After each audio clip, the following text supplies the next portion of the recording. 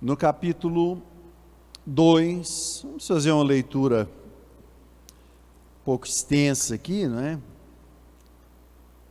Mas que narra um fato interessante. Marcos, capítulo 2, versículos 1 ao 11.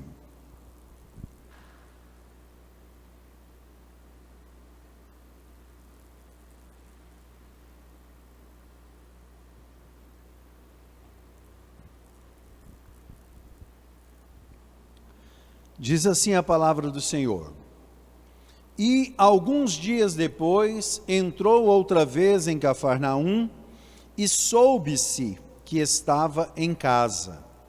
E logo se ajuntaram tantos que nem ainda os lugares junto à porta cabiam.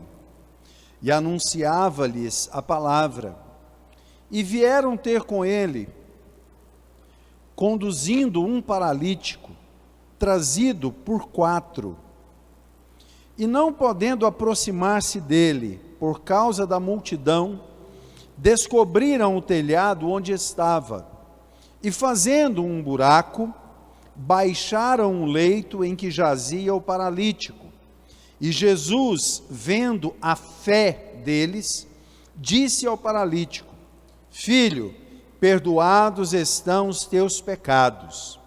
E estavam ali assentados alguns dos escribas, que arrazoavam em seus corações, dizendo: Por que diz este assim blasfêmias? Quem pode perdoar pecados, senão Deus? E Jesus, conhecendo logo em seu espírito que assim arrazoavam entre si, lhes disse: Por que arrazoais sobre essas coisas em vossos corações? Qual é mais fácil? Dizer ao paralítico: Estão perdoados os teus pecados? Ou dizer-lhe: Levanta-te e toma o teu leito e anda. Ora, para que saibais que o Filho do Homem tem na terra poder para perdoar pecados, disse ao paralítico: A ti te digo, levanta-te, toma o teu leito e vai para a tua casa. Glória ao nome do Senhor. Irmãos, quantas lições nós podemos extrair de um texto como esse? A fama de Jesus percorria, por todos os lugares, e o povo perseguia essa fama. É certo que algumas dessas pessoas perseguiam por necessidade. Em alguns casos, alguns nem podiam perseguir essa fama, como foi o caso de Bartimeu, que por ser cego, ele ficava à beira da estrada, era desprezado, mas Jesus ia passando por ali, e ele então gritou: Jesus, filho de Davi, tem compaixão de mim. Como é o caso da mulher do fluxo de sangue, que também não podia ficar acompanhando a multidão, não tinha força para isso, mas ouvindo que Jesus ia passando perto da sua casa, ela saiu dali, não se sabe como, atravessou aquela multidão ali e tocou nas vestes de Jesus. É claro que tanto no caso de Bartimeu, quanto no caso da mulher com fluxo de sangue, os dois tiveram que vencer a multidão. Bartimeu porque eles o mandavam calar, fala baixo, não incomoda o mestre. E quanto mais mandava ele se calar, mais alto ele gritava, porque ele tinha fé que Jesus poderia resolver o seu problema. E aquela mulher, ela tinha vergonha, de sair em público, ela não tinha mais amigos, ela não podia pedir a alguém: me ajuda a chegar até Jesus, porque o dinheiro dela acabou e as pessoas sumiram. Mas ela buscou força no próprio Deus, e o Espírito Santo fez com que ela vencesse a multidão e alcançasse Jesus. Mas tanto na cena como de Bartimeu, quanto da mulher no fluxo de sangue, ou quanto nessa cena que nós lemos aqui, de Jesus dentro de uma casa que ficou lotada, de gente de dentro e de fora, e ninguém podia entrar naquela casa, nós sabemos que algumas daquelas pessoas, para não dizer muitas daquelas pessoas, eram curiosas. eram pessoas que estavam ali, vamos lá ver o que acontece. Eles não tinham a plena convicção do poder salvador de Cristo, do poder curador de Cristo. E eles ficavam ali, não é, tentando enxergar o que estava acontecendo. Ficavam ali. E às vezes algum necessitado, que precisava entrar lá onde Jesus estava, não podia. E a primeira lição que nós aprendemos aqui, é uma lição muito importante, mas muito importante mesmo, é que o pecado, ele paralisa as pessoas. Nem todo mundo tem condições de ir andando até Jesus. E a igreja precisa funcionar como esse apoio que esses 4 amigos deram a esse aleijado ali, a esse paralítico, que estava acamado, né, que estava numa cama ali. E eles então resolveram, vamos levar ele lá onde está Jesus. E talvez essa não seja a decisão mais difícil. Ainda que seja, porque vamos pensar na cena, em Cafarnaum ali, né? Eles desfilando naquela cidade, carregando aquela cama, com aquela pessoa paralítica. Chama a atenção. E eles chegaram naquela porta para entrar naquela casa.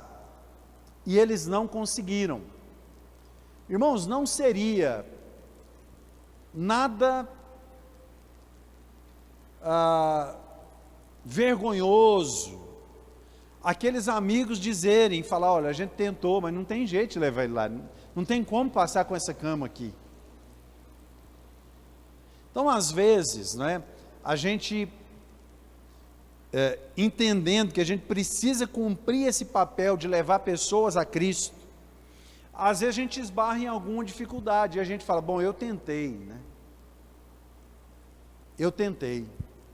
Aí é louvável que você tente mesmo, que nós tentemos levar as pessoas a Jesus, mas a gente precisa entender que para conduzir as pessoas a Cristo, a gente não enfrenta apenas dificuldades humanas, físicas, existem as barreiras espirituais. Satanás não quer que ninguém aceite a Jesus como Salvador.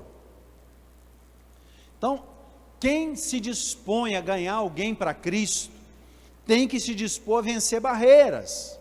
Então, talvez a primeira lição que a gente aprenda aqui, né, a gente pode contar essa lição de conduzir as pessoas a Cristo como uma lição, mas a principal lição nesse primeiro ponto aqui, seria estar disposto a vencer as barreiras, para levar as pessoas a Cristo.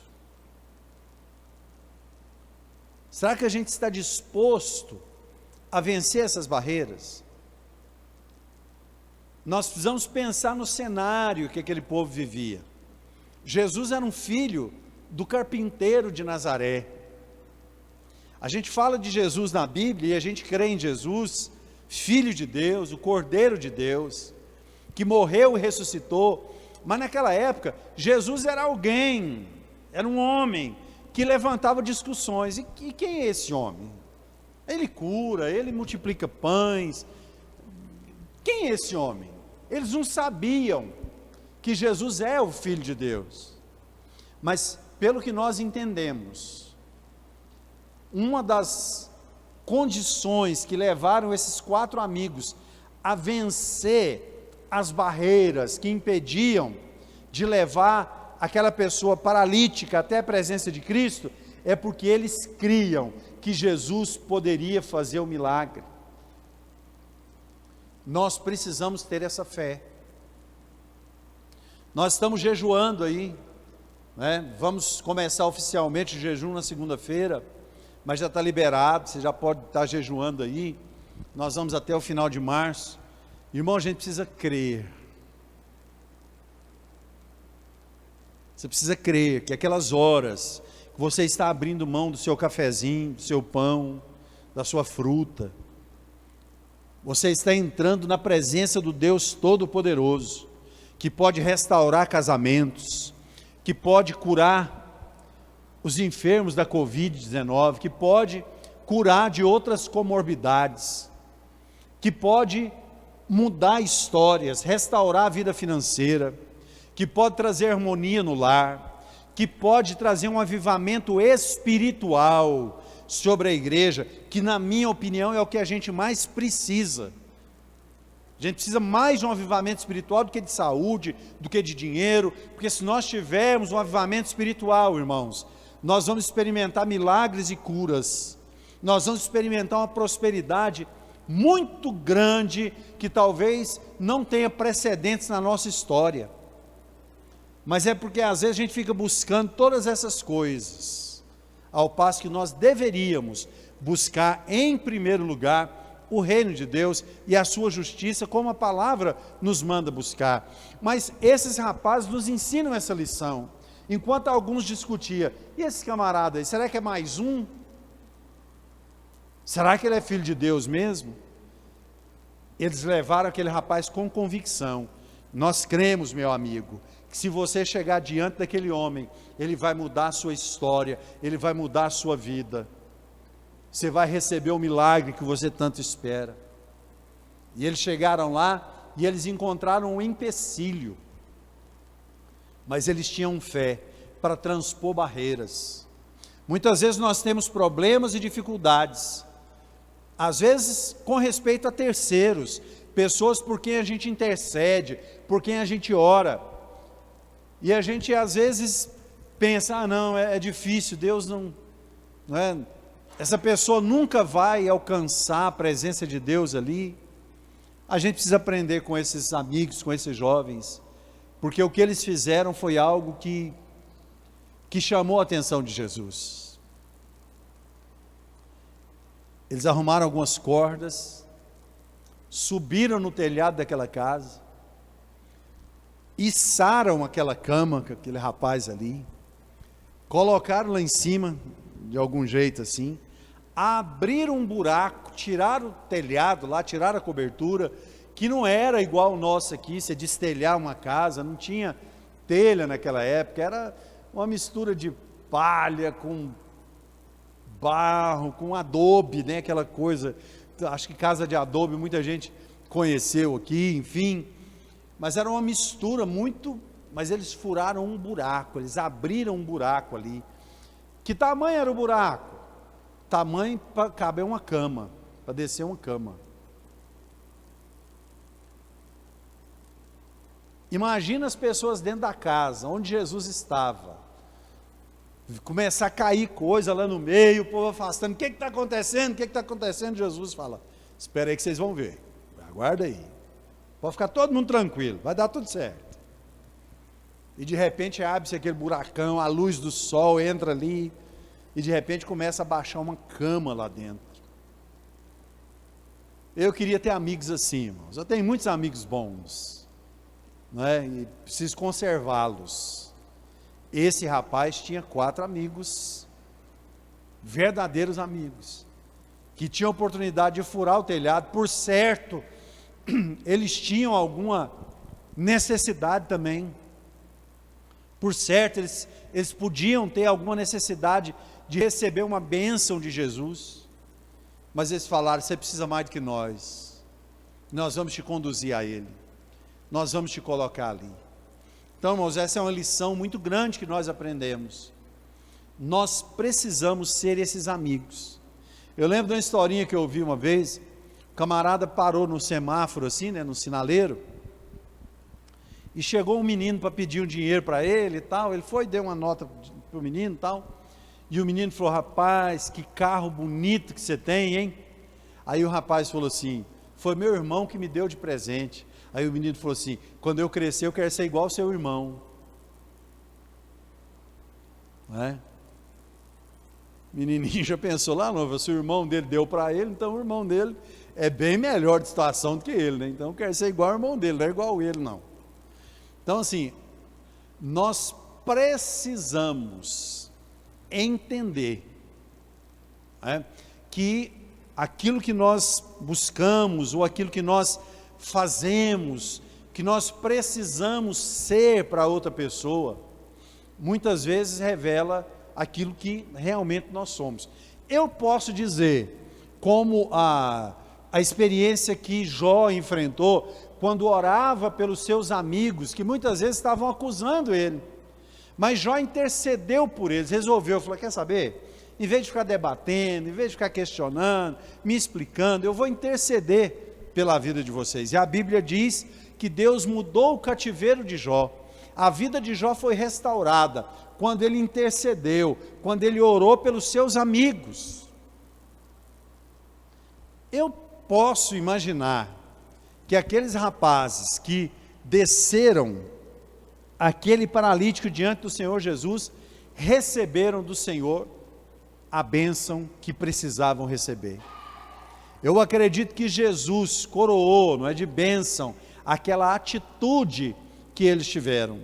E a palavra atitude me leva ao nosso segundo ponto aqui, porque a fé, ela é realmente vivida e não apenas pensada. Não adianta eu pensar que eu tenho fé, eu preciso agir por fé. Enquanto a gente pensar a respeito daquilo que Deus pode fazer por nós, irmãos, nós vamos ficar no campo do pensamento. Mas no momento que nós colocarmos a nossa fé em ação, o Senhor Jesus muda a nossa história. Aqueles rapazes podiam pensar, falou, se a gente levasse você lá na presença de Jesus, provavelmente Jesus te curaria, mas não tem jeito de chegar perto do homem.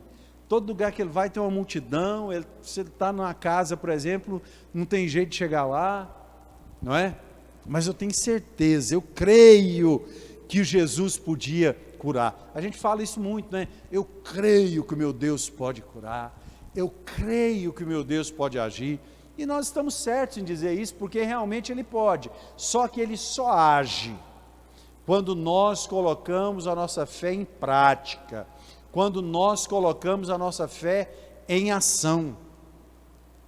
É necessário que nós nos levantemos e tomemos a atitude que esses rapazes tomaram, né? Jesus não recompensa as nossas intenções, Jesus recompensa as nossas ações. É muito fácil dizer, eu creio, é muito fácil, e às vezes a pessoa diz que crê, mas na realidade ela não crê, porque aconteceu uma coisa muito interessante lá, quando Jesus estava diante daquele leito, daquele homem paralítico.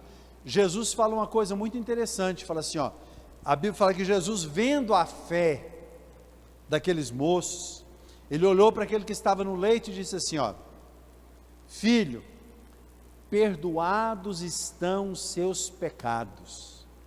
E aquelas pessoas que receberam Jesus ali, os escribas, os fariseus que estavam ali, estavam perto de Jesus, que aparentemente tinham uma fé em Jesus, quando Jesus fala isso, eles pensaram lá no seu coração, falou assim, mas quem é esse homem para ficar blasfemando desse jeito?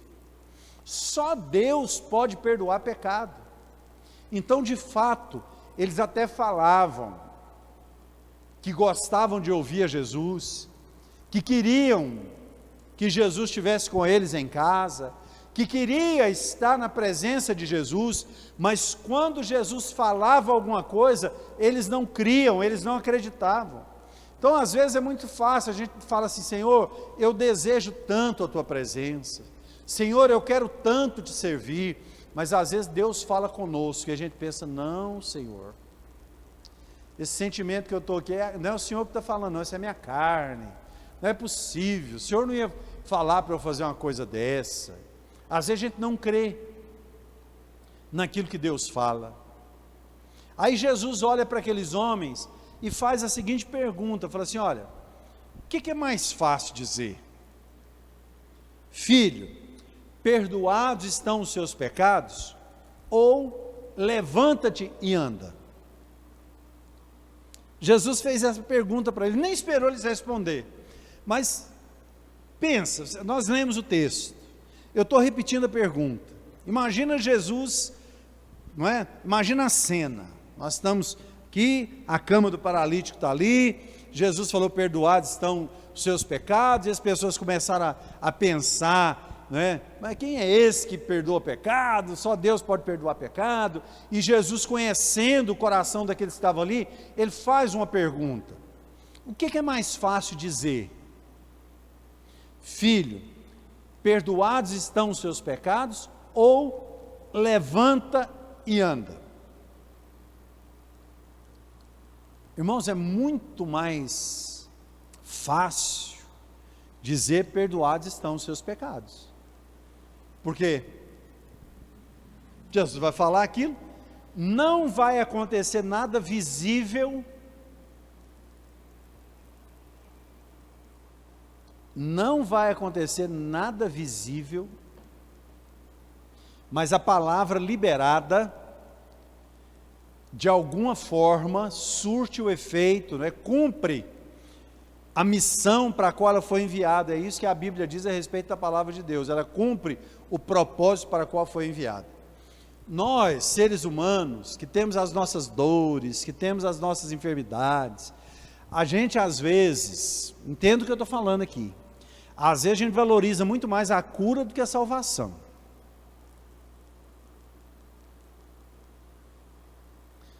O inimigo também cura. E tem muita gente lotando muitos lugares aí que tem cura e sinais que não são de Deus. E que o povo está sendo curado e está juntando muita gente e tal. Então, a primeira palavra de Jesus para aquele paralítico não foi: levanta e anda. Por que não foi? Porque é muito mais importante do que a cura. Muito mais importante do que qualquer milagre é a salvação da nossa alma. Aquele paralítico morreu há muitos anos atrás. Se ele continuasse paralítico, mas salvo, não sei quantos anos ele tinha, suponhamos que ele tivesse seus 30, 40 anos de idade, ele viveria mais uns 40, 50 anos de idade, paralítico, salvo, iria para a glória e teria um corpo glorioso. Se ele recebesse simplesmente uma palavra de cura, e não uma palavra de salvação, ele sairia dali andando, viveria mais alguns anos e iria para o inferno, para passar a eternidade de tormento longe de Deus. Então, essa é uma lição muito forte que esse texto nos dá. O maior interesse de Deus para a nossa vida não é a nossa cura física, mas é a nossa salvação. Ah, pastor, então Deus não tem intenção de nos curar? Tem, mas é segundo plano. O primeiro plano de Deus para a nossa vida é a salvação da nossa alma.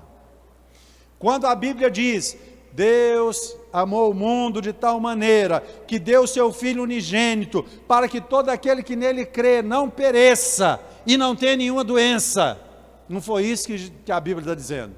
Não pereça, mas tenha a vida eterna. Se alguém é curado de câncer hoje, daqui uns anos ele vai morrer. É normal. Não tem alguém vivo aí que Jesus curou há 100 anos atrás, não é? Que estava com câncer, e eu conheço tantos testemunhos de pessoas com câncer, de pessoas com outras enfermidades, que já, claro, no nosso ministério, quantas pessoas já receberam cura, que morreram depois. Ao homem está ordenado morrer uma vez, vindo depois disso o juízo. Então Jesus traz uma lição muito importante para a nossa vida. Você quer receber bênção financeira na sua vida? Eu também quero. Você quer ter saúde na sua vida? Eu também quero. Eu oro por essas coisas. Eu oro pela minha vida financeira, assim como eu oro pela sua vida financeira. Eu oro pela minha saúde, como eu também oro pela sua saúde. Mas nós precisamos estabelecer as prioridades que o Senhor Jesus nos orienta. A primeira palavra liberada sobre a vida daquele homem não foi uma palavra de cura, mas uma palavra de salvação. E a palavra de Jesus para nós é: guarda o que tens, para que ninguém tome a tua coroa. Essa artrite, artrose, bico de papagaio, dor não sei o quê, no corpo glorioso, irmão, nós não vamos ter mais nada disso. Isso vai acabar algum dia. Jesus pode curar hoje nesse momento aqui, nessa igreja? Pode. O que nós precisamos entender é voltar à primeira lição: o quanto nós estamos dispostos a subir no telhado, a furar um buraco no telhado, para entrar na presença do Senhor, porque a primeira dificuldade que a gente tem, a gente recua. Graças a Deus nessa igreja não tem isso. Eu conheço tanta gente que acontece uma coisinha e fala: não vou na igreja mais não. Acontece não sei o quê, fala, irmãos, e a pessoa fala assim: eu queria tanto que Deus me curasse. Irmãos, nós precisamos estar dispostos a subir no telhado. Nós precisamos estar dispostos a abrir um buraco no telhado e descer onde Jesus está, contra tudo e contra todos. Entrar na presença de Deus, independente de quem tenta impedir o nosso caminho, e saber que, estando na presença de Deus, o bem maior que o Senhor tem para nós é a salvação da nossa alma. E depois, Ele tem toda a sorte de bênção para liberar sobre a nossa vida. Mas a igreja precisa aprender a buscar aquilo que realmente Jesus veio oferecer. Tem muita cura hoje que a gente consegue na medicina. Muita cura hoje que a pessoa consegue na medicina. Mas a medicina não dá salvação da alma para ninguém. Então nós precisamos saber: eu estou diante de Deus, eu consegui entrar na presença do Senhor. O que o Senhor pode fazer pela minha vida? Primeiro, a salvação da minha alma, a salvação da minha família. Irmãos, isso é algo que ninguém pode tirar de nós. A saúde alguém pode tirar de nós. Você vai aí, acontece alguma coisa aí, a pessoa acaba, machuca. E Jesus chega a dizer: não tenha medo daquele que pode tocar no corpo. Tema aquele que é poderoso para lançar a alma no inferno. Certo? O diabo não lança a alma de ninguém no inferno. Ele tenta a pessoa para a pessoa ficar enredada e engodada no pecado. Mas a palavra final é de Deus. Deus é que vai definir. Fala, vai para lá, vai para cá, enfim. Mas nós, como igreja, nós que entramos na presença do Senhor, temos essa dádiva de ouvir do nosso Deus, antes da nossa cura: filho, perdoados estão os vossos pecados. Irmãos, não há alegria maior, não há paz maior no coração de alguém do que receber o perdão dos seus pecados. E uma vez recebido esse perdão, nós precisamos desfrutar do perdão dos nossos pecados.